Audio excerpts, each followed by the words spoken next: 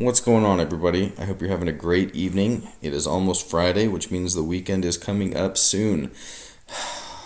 We can all breathe a sigh of relief. That being said, I have a gentleman that I work with who used Linux back in the day, switched away from it for whatever reason, and then has decided to come back to it. He was just kind of wanting a quick refresher and brush up on what the different directories in the Linux file system are, and kind of what they do, basically, because he's used to the Windows file system and the Windows directories, and they are definitely different on Linux than they are on Windows. So that being said, I thought I would oblige and just quickly go over what we've got for files and directories in our Linux system. So let's go ahead and open a terminal, and we are going to clear the screen, and we will zoom in. And then we are going to cd into our root directory, which is going to look like that, cd, and then the /, and we're going to hit enter, and that puts us in our root directory. If we do an ls, we can see right here, we've got all of our different directories in the root file system. Or excuse me, in the root directory right in front of us. There's other ways you can list it too. If you have a terminal file manager, which is what I'm going to use here in a minute, you can go that route. Or you can also use tree. If you have tree installed, you can do tree with the capital L. Oops, I want the capital L flag. And then you do 1 and the root directory, and you hit enter, and you'll give you a nice breakdown of it like that. Again, like I said, I'm going to be using just my file manager here, which is Ranger. And we'll go through them that way. First file we're going to look at is bin, and bin is just basically what it sounds like, short for binary. This is a lot of the programs that you can run on your system.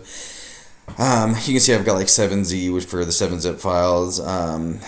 Your stuff like ls is going to be in here, stuff for moving around files, just different things for running programs. You can have, I believe Alacrity is in here. Alacrity is right there is a terminal emulator. So there's just all kinds of stuff in this directory. This is going to be your binaries. There are other locations of binaries and other bin directories in the Linux file system, and we'll kind of touch on those a little bit when we go through, but this is kind of the main one. So again, bin is short for binaries, and that's going to be where you see a lot of the binaries for the programs you run on your system. Then we have the next directory, which is going to be your boot directory. This is one, if you're not very comfortable with things, and you're not very comfortable with your system and sure of how things work, you don't want to spend too much time in here. Kind of probably don't want to touch it. There's a little bit of configuration stuff you can do in here with like like grub and for Linux when you're booting up, and your theme on that. But for the most part, you kind of want to leave this one alone. If you mess things up, it can be a bear to fix things. Not impossible by any means, but it's just something you don't really want to mess around with too much. So that being said, again, that's boot. That's going to be all of your stuff for actually booting your system and getting it up and running. Then we have dev, and our dev directory is going to be device files, hence the name dev. Dev for device. A lot of this stuff is generated at boot time, or like even on the fly. So if you like plug in a new webcam or a new speaker or a microphone or something like that, then it's probably going to have an entry that automatically pops up here in your devices or device file or directory. Right here we have etc or etc, depending on how you want to pronounce it. This is kind of from back in the day. This is one of the older directories, and it was literally called etc before, because it was a place where the developers and the guys that didn't know where they would put the certain things, they just kind of stuffed them in here. Now it is more along the lines of things that you can configure. So the etc directory, I guess a lot of people say it says everything to configure. It contains a lot of, I say, maybe all of the system-wide configuration files. So anything that you can configure for system-wide usage is going to be found in here in this etc directory for the most part. We have your home directory, which is your user directory. So this is where you're going to find all your personal directories and all your personal files. So if you have multiple users, then you're going to have home, and then you're going to have your username, and then home, and then whatever other username. So user 1, user 2, user 3, whatever. So excuse me.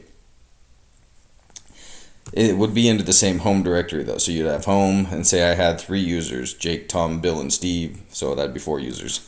So there'd be home Jake, home Tom, home Bill, home Steve, whatever. So, and that's going to be, once you follow that tree down, that's going to be all of the stuff that you're running when you log into your system. This is where you're going to find the files that you can configure that are for your specific user. So that's going to be your home directory.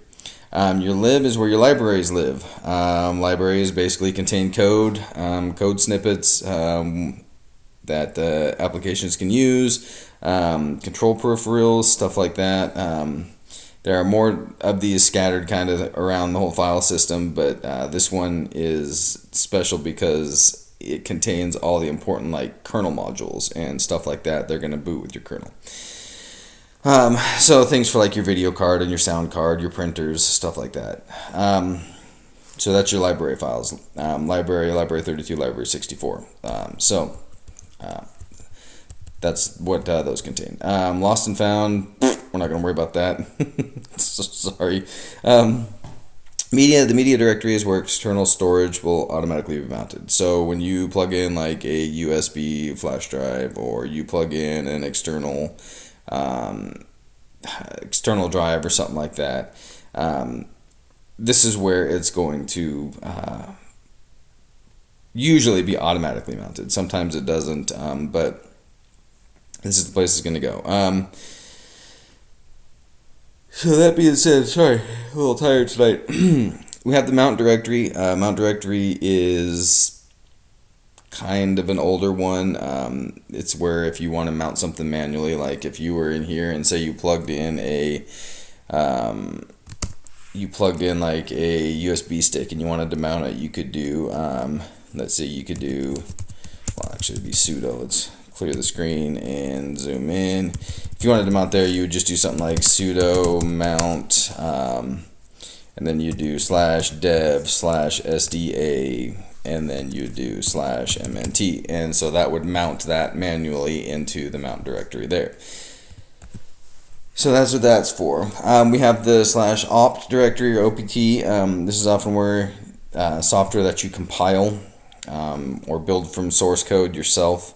Not something that you install from one of the repositories, like doing sudo apt install or sudo pacman-s install or sudo pacman-s. It's not where when you install from a package manager. This is where if you say download from some source code and you build the source code yourself, then this is where it sometimes is going to land. Applications are going to end up in the opt/bin directory, and the libraries will go in the opt/lib. So if we look over here, you can see I have brave.com and nuclear that I have built from source, and that's where those landed. We have the proc. Proc is like dev. It's kind of a virtual directory. Contains information about your computer. This is processes, basically. So this is really not much to say about it. It's just the running processes on your system. We have root. Root is the home directory of the super user. Basically, when you do anything as the super user or using the sudo command, or if you, I shouldn't even say using the sudo command, because that's just you as the user using root privilege. If you were to actually do something let's open a terminal again here. Let's clear the screen and zoom in. If I was to do sudo su and do that, now you can see that my prompt has changed from this to this. I am now logged in as the super user. So this is where you would find the excuse me. That's where you would find, basically it's like an administrator on Windows. So it's separate from the rest of the user's home directories because you are not meant to touch it. You're supposed to leave that alone. There's run. Run is kind of a new directory. Processes use it usually to store temporary stuff, temporary data, just for their own whatever reason. don't really mess around with this. There's no reason really to get into your run directory. There's sbin. Sbin is similar to bin, but it contains stuff that only someone with root privilege or the super user can access. So if we go over in here and like the reboot command and the I believe power off command on void require super user privilege. So I bet I can find reboot in here. So if we do a slash reboot, yep, grub reboot right there. And there's actual reboot. If we do shutdown, there's shutdown. So these are the programs and the systems that are meant to be used by the super user, or that require sudo privilege. Excuse me. Then we have, after sbin, we have the sys directory. Sys is another directory like procs, which is the processes in dev. It contains information from devices that are connected to the computer, and it can also manipulate devices. It can change brightness of screens. As you can see right here with let's go back in here. Devices. Firmware. We have firmware in here. ACPI.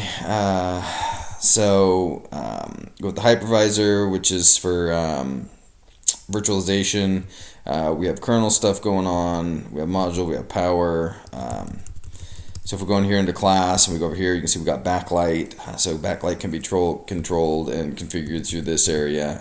So that's what system is. System is like system. A lot of it has to do with like system controls. We have the TMP. We have TMP, which basically contains temporary files.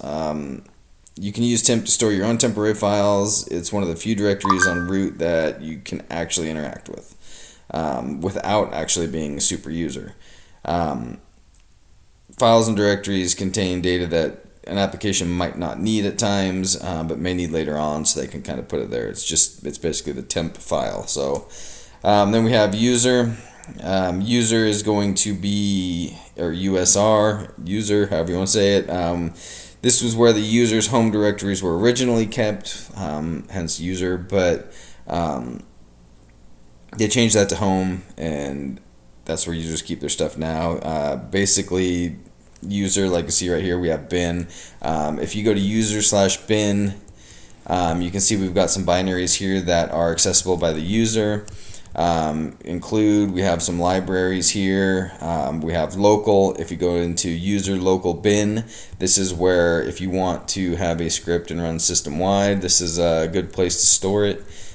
You can also put it in your, like I have, most of my scripts are in my home jake.local scripts directory, and then I just have that appended to my path. This is where you can also store, if you write a script or something like that, you can store it in here and run it from here because it'll be system wide. Again, here we have user sbin, which is going to be stuff that requires super user privilege. So it's just kind of a catch-all for some a few different things. But we then have var, and the var directory is originally given its name because it was deemed variable. The contents were deemed variable, and that it changed frequently. That's not really the case anymore. It usually contains stuff like your logs and stuff like that. Like you see, we have chroot for SSH. We have DB. We have a couple libraries here. We have logs in here. You have mail in here if you have your mail set up. So it's just kind of variety, I guess, is what I've always just assumed it meant, but I know that's not correctly. That's just kind of what I named it as or figured it as. So it's just got a few different things in here. Again, not really one you're gonna get into too terribly often. I think the main ones as a user you're gonna actually get into and use, like I use on a regular basis. I get into my user directory quite often. And when I mount stuff, I don't mount it here to mount. I usually mount it to media. That's empty right now, but I usually, if I plug in a pen drive or something like that, I usually mount it to media, not to mount. Whether that's a big deal or not, I don't care. But I don't go into opt very often. Lost and found, no. My libraries, I don't mess with too much. Every once in a while, I'll go look for something in there. But other than that, I'm pretty much not in there. Home directory, obviously, I'm in every single time on my computer. Etsy, I go in there all the time. I goof around in there quite a bit, actually, but that's, I think pretty common. And then you don't go into bin. Boot, I go into every once in a while if I'm messing around in Grub. But other than that, that's it. You're going to spend a lot of your time, obviously all of your time in home. Quite a bit of time in Etsy for me. Media I go into quite a bit because I mount stuff in there quite often, and then excuse me, USR. Those are the ones that you really are going to probably have the most likelihood of spending time in, and those are the ones that it's okay to go in. Just you always want to be careful when you're messing around with stuff on this end of your file tree, because you just want to be careful. You can cause some issues if you're not smart in there and you're not paying attention to what you're doing. But that being said, that's a basic quick rundown of the file system in Linux. Real dirty, simple, easy explanations, not technical, not meant to be, the manual, man page, technical example of it, just kind of a real layman's term, simple description. If I was incorrect on any of that, and you want to correct me, please let me know, because I don't want to be giving misinformation. But as far as I'm aware, that's what they are all about. So that being said, I hope this helps you out, and I hope you can maybe get a little use out of that, and maybe even if you don't get some use out of it, you have a little bit better of understanding of what is going on in the file system on your Linux machine. That being said, I hope you guys all have a great evening and enjoy the last day of the week tomorrow, or the last day of the work week anyway, and enjoy your weekends coming up. I hope it's going to be nice for you, and I hope you get some rest. So God bless.